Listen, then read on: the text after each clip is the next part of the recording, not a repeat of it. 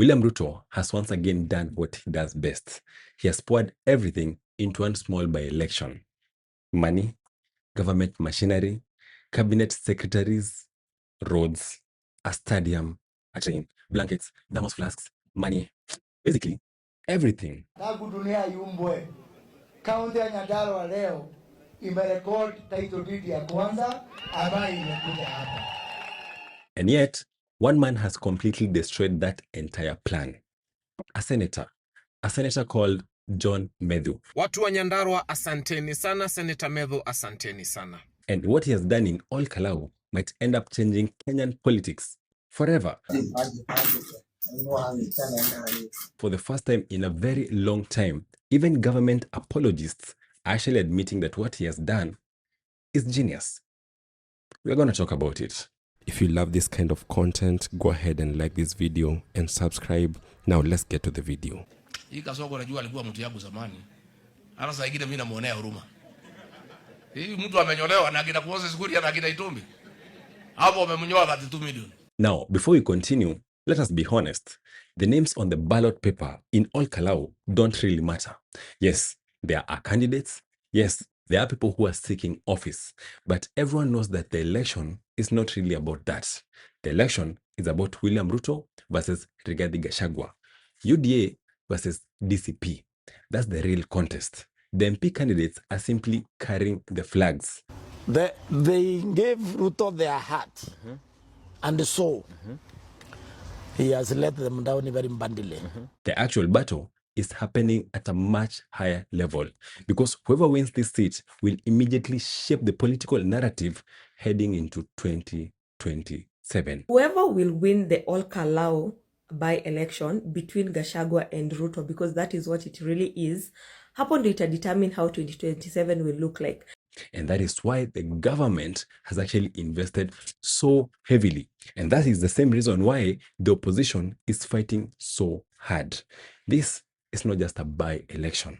This is simply a referendum. The only card yenye UDA wako nayo, they have a lot of money. And I mean a lot. Now, look at what is happening. The amount of government attention being directed to Ol Kalou is actually unbelievable. I am here. Susan Keheka is here. Mokami is here. Wamatinga is here. Irene Wabahati yako hapa. Some estimates now suggest more than 1 billion Kenya shillings of political investment has already found its way into this small constituency. And the message from the government side has always been very, very clear. Elect our candidates because we are the government. We have the money, we have the power. We can actually bring you guys development. That has been their entire sales pitch. Hospital we are building. It is supposed to be an upgrade of the existing JM Karaoke Hospital from what we have currently, a level 4 hospital. So it will be an upgrade. And under normal circumstances, that strategy would have probably worked. But something unexpected actually happened. Out of the 72,000 registered voters, we want 70,000 people to come out. You see, many people expected Rigathi Gachagua to personally be in Ol Kalou. After all, this is one of the most important by-elections in the country. But he did not. In fact, after campaigning heavily in Mbeere North months ago, Gachagua appears to have changed the strategy. He seems to have made a realization that not every battle actually requires the generals. Sometimes you can just send the commander. And in Ol Kalou, that commander is one John Medhu. If you're being honest, John Medhu has completely stolen the show.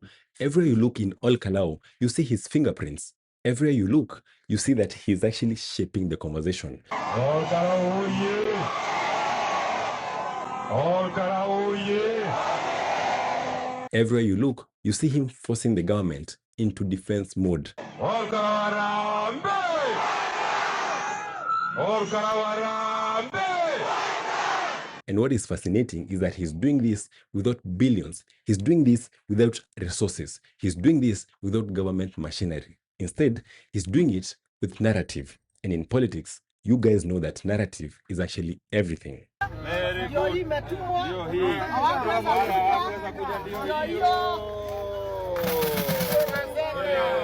Now, here's where the story gets very interesting. The DCP candidate is not a wealthy guy. He's not polished. He's not flashy. He's not one of those candidates that arrive in convoys and in helicopters. In fact, government supporters have reportedly been mocking him. They're calling him a chokora, a street boy, someone who does not belong in leadership.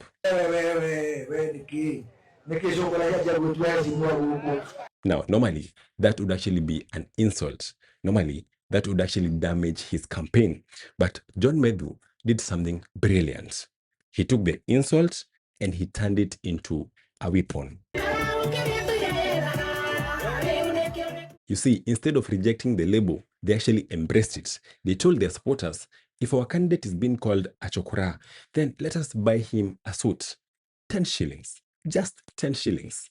That was actually the contribution. 10 bob. And suddenly, something magical happened. People started to show up.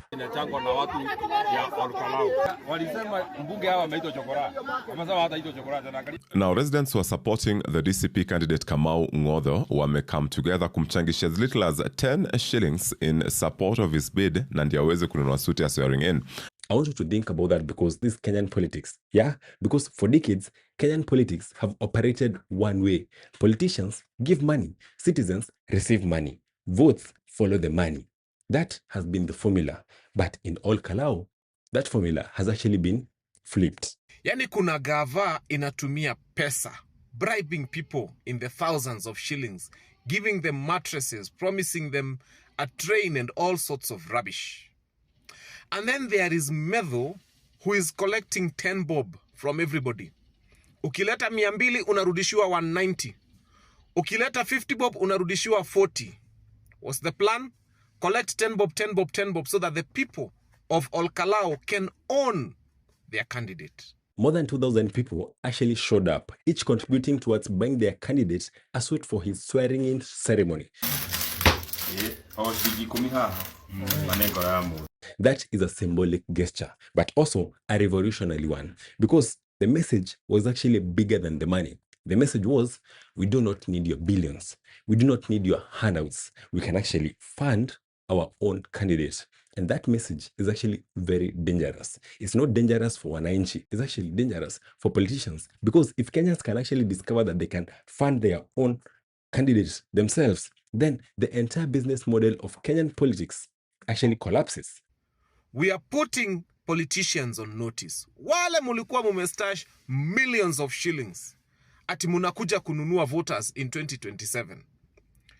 Ol Kalou is opening the eyes. It's telling you, 2027, your money will be meaningless. Watu wataikula. In fact, watachukua pesa yako alafu waenda wakachangie yule candidate wanataka. You see, this is the part that most people are actually missing. If DCP wins this election, the biggest loser won't be UDA. The biggest loser will be money politics itself.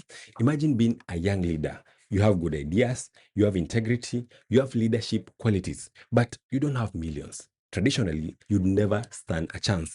But what if Ol Kalou proves otherwise? What if Ol Kalou proves that ordinary citizens can actually collectively fund their own leaders? What if leadership stops being about money and starts being about trust?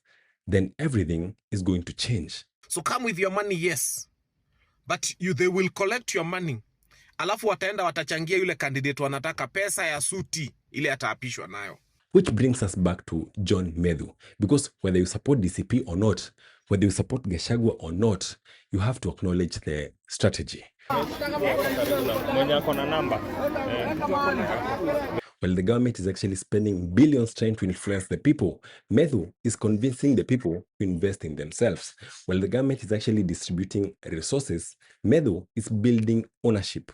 While the government is actually running a money campaign, Medhu is running a movement. And movements are much harder to defeat than campaigns. Nyandarua. Nyandarua, if UDA wins, that will shock me. That one will actually be a shock. And you know the reason? If UDA wins Nyandarua, it will shock you? It will shock me. That one will shock. You don't see it coming, Professor?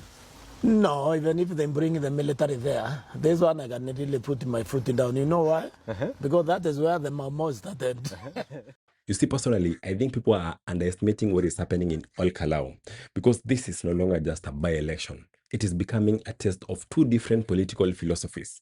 On one side, people believe that money win elections. On the other side, people believe that people can win elections.